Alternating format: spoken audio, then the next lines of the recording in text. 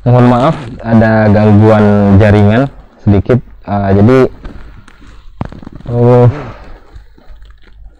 seperti yang saya sampaikan tadi bahwa dalam mengkaji Al-Quran itu ada beberapa metode atau pendekatan yang biasa dilakukan oleh para pengkaji Al-Quran atau penafsir Al-Quran. Nah, untuk pertemuan perdana ini kita akan jelaskan dulu keempat metode penafsiran yang biasa dipakai oleh para pengkaji Al-Quran. Yang pertama ada namanya metode tahlili. Ini namanya metode menjelaskan Al-Quran itu secara mendetail dari A sampai Z. Nah, dan biasa ini pemaparannya runut dari awal sampai akhir.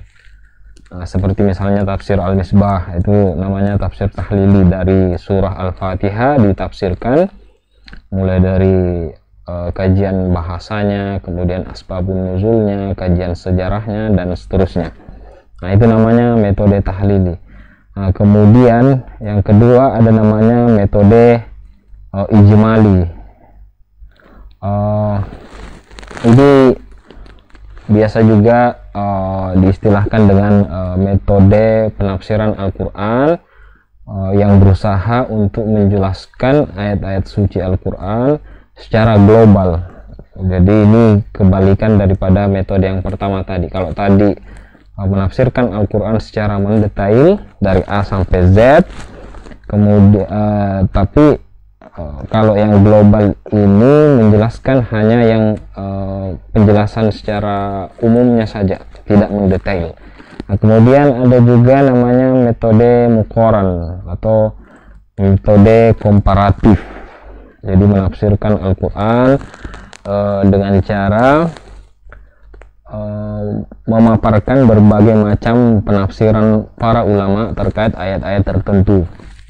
Jadi misalnya seperti membandingkan antara kajian Al-Quran yang dijelaskan oleh para ulama klasik dengan ulama kontemporer misalnya. Nah, kemudian yang keempat ada namanya metode maudhu'i, metode tematik. Nah, kalau metode tematik ini menjelaskan Al-Quran berdasarkan tema-tema tertentu atau surah-surah tertentu. Nah, insya Allah yang akan kita pakai dalam kajian tafsir Jalalain ini adalah metode tematik, metode maudhu'i. Nah, yaitu kita akan mencoba menafsirkan ayat-ayat Al-Quran berdasarkan surah-surah tertentu. Nah, meskipun dalam prakteknya kita menggunakan penafsiran atau tafsir Jalalain sebagai rujukan utama. Nah, tapi tidak ada salahnya nanti mungkin dalam pembahasan kita akan juga menggunakan metode muqaran dengan mengkomparasikan pendapat-pendapat ulama atau mufassir yang lain. Baik. Tapi sebelum kita lebih jauh menjelaskan tafsir surah Al-Fatihah, kita akan memulai dengan penafsiran surah Al-Fatihah. Ada baiknya juga mungkin kita akan jelaskan dulu definisi Al-Quran. Apa sih itu Al-Quran? Nah, kalau berdasarkan definisi yang dikemukakan oleh para ulama, jadi Al-Quran itu adalah kalamullah, firman Allah, yang diturunkan kepada baginda Rasulullah SAW melalui perantara malaikat Jibril, yang diturunkan secara mutawatir atau yang sampai kepada kita secara mutawatir, dan membacanya itu mendapatkan pahala, dimulai daripada surah Al-Fatihah dan berakhir dengan surah An-Nas. Nah, itu definisinya secara istilah. Meskipun secara bahasa Al-Quran itu sebenarnya bermakna bacaan. Nah, karena memang Al-Quran itu dibacakan oleh malaikat Jibril kepada Nabi Muhammad SAW. Nah, ini penting untuk menjelaskan kepada kita bahwa berbeda antara ayat suci Al-Quran firman Allah dengan firman-firman Allah yang lain, karena firman Allah itu atau wahyu dalam istilah agamanya, wahyu itu bermacam-macam, tidak berpahala jika kita membacanya. Contoh misalnya hadis qudsi. Nah, hadis qudsi juga itu adalah wahyu. Nah, tapi hadis qudsi tidak berpahala jika kita membacanya sebagaimana kita membaca Al-Quran. Nah, itu definisinya. Kemudian bagaimana proses turunnya Al-Quran? Nah, tadi juga kita sudah singgung bahwa Al-Quran itu diturunkan kepada Nabi Muhammad melalui perantaraan malaikat Jibril alaihissalam. Nah, memang di dalam Al-Quran ada ayat-ayat yang menjelaskan kepada kita bahwa Al-Quran itu tidak diturunkan secara satu kaligus. Akan tetapi ayat suci Al-Quran itu sendiri melalui beberapa proses atau fase sebelum benar-benar sampai kepada baginda Rasulullah SAW. Ada 3 fase yang biasa kita kenal dalam kajian tafsir Al-Quran, di mana fase inilah yang menjadi tanda bahwa Al-Quran itu diturunkan secara berangsur-angsur. Jadi Al-Quran itu tidak turun satu kaligus. Yang pertama, fase yang pertama turunnya Al-Quran itu dimulai dari turunnya Al-Quran dari Allah ke Lauhul Mahfuz, sebagaimana yang disebutkan dalam surah Al-Buruj, bal huwa Qur'anun majidun fi Lauhul Mahfuz. Al-Quran itu diturunkan dari Allah turun ke Lauhul Mahfuz. Nah, ini fase yang pertama. Kapan dan di mana fase pertama ini? Wallahu a'lam. Tidak ada informasi yang kita temukan yang menjelaskan kapan terjadinya fase pertama ini.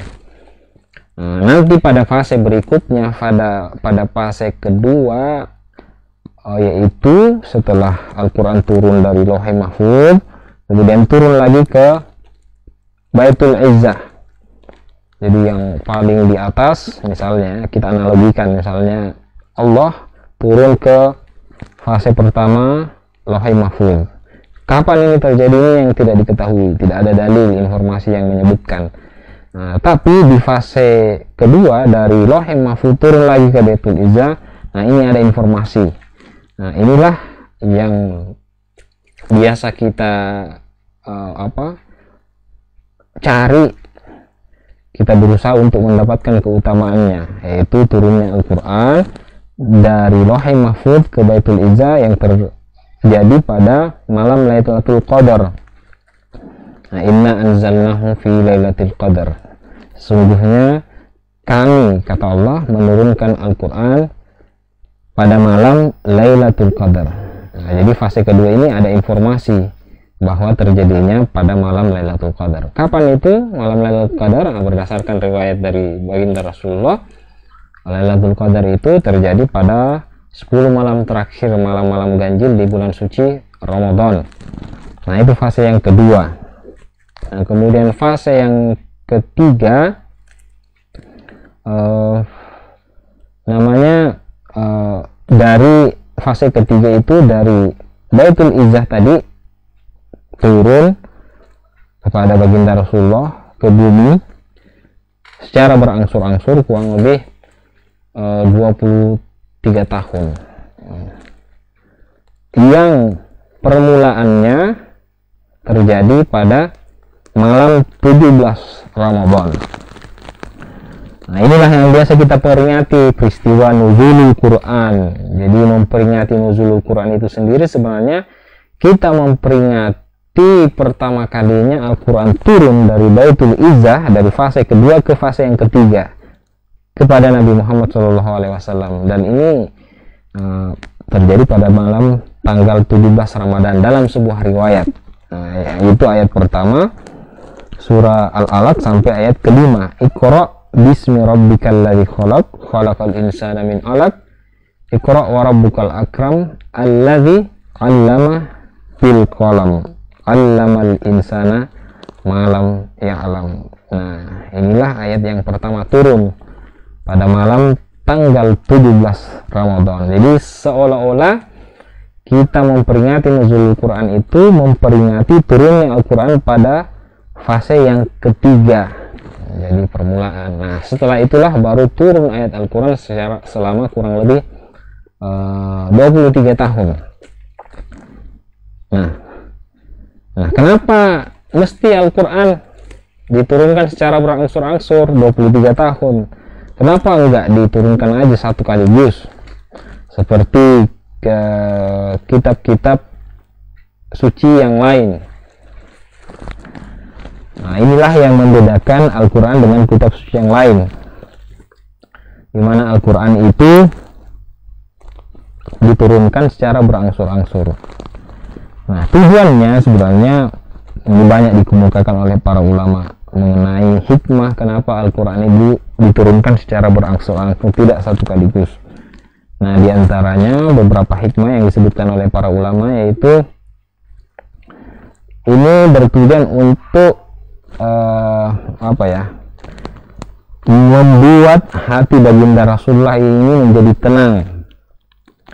Jadi karena kita ketahui bahwa Nabi Muhammad itu diutus oleh Allah ke masyarakat Arab jahiliyah waktu itu, yang memang terkenal dengan orang-orang yang menyembah berhala.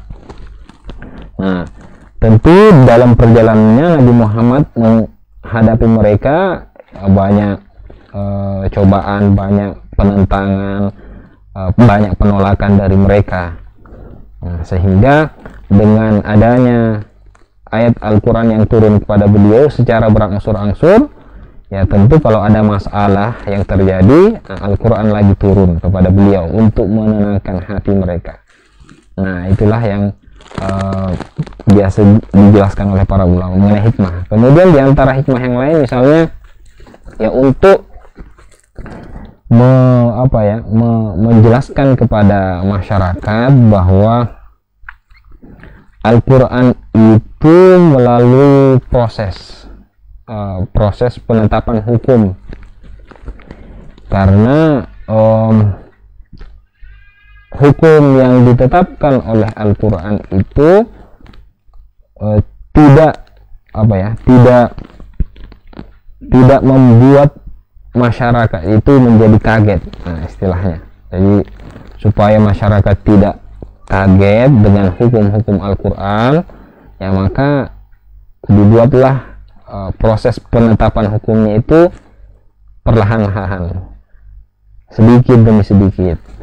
Nah, seperti yang biasa dicontohkan oleh para ulama, misalnya penetapan khamar sebagai sesuatu hal yang diharamkan, minuman keras. Nah, pelarangannya ini tidak langsung haram, tapi ada proses-proses. Nah, ini berdasarkan ayat-ayat suci Al-Quran yang turun tentang khamar itu turunnya tidak bersamaan. Nah, ayat yang pertama turun yang terkait dengan larangan khamar ini adalah di dalam Al-Quran, yas'alunaka 'anil khamri wal maisir. Wahai Muhammad, kalau orang-orang Arab jahiliyah menanyakanmu tentang khamar, qul fihima itsmun kabir. Katakanlah bahwa khamar itu terdapat dosa yang besar. Wa manafi'u linnas. Nah, meskipun demikian ada dosa besarnya, tapi ada juga manfaatnya. Wa itsmuhuma akbar min naf'ihima. Tapi dosanya ini jauh lebih besar daripada manfaatnya. Nah, jadi secara sekilas kita dapat memahami bahwa ayat ini tidak tidak mengharamkan secara tegas khamar itu. Al-Quran hanya mengatakan ada dosanya, tapi ada juga manfaatnya. Nah, jadi ibaratnya Al-Quran berusaha untuk menginformasikan kepada masyarakat Arab pada saat itu, ya memang ada manfaatnya juga, tapi lebih besar dosanya. Nah, ketika itu mungkin para sahabat, kalau kita bisa berikan presentasi, dulu orang-orang Arab suka meminum minuman keras. Setelah ayat pertama ini turun, sudah mulai berkurang kira-kira 20%. Jadi masih ada 80% yang minum minuman keras, yang minum khamar. Nah, itu ayat pertama. Nah, kemudian ayat yang kedua turun lagi setelah ayat yang pertama, tapi beberapa waktu berselang, tidak langsung bersamaan. Nah, ayat yang kedua itu berbunyi,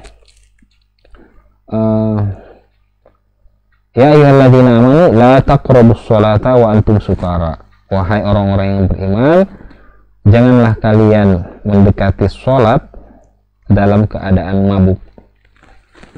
Hatta ta'lamu ma taqulun, sampai kalian benar-benar mengetahui apa yang kamu ucapkan, ya, karena memang kalau orang mabuk itu kan tidak mengerti apa yang dia sampaikan, biasa omongan yang ngawur lah. Nah, ayat ini tidak juga dipahami oleh sahabat bahwa khamar itu haram. Nah, karena logikanya kalau yang dilarang itu hanya ketika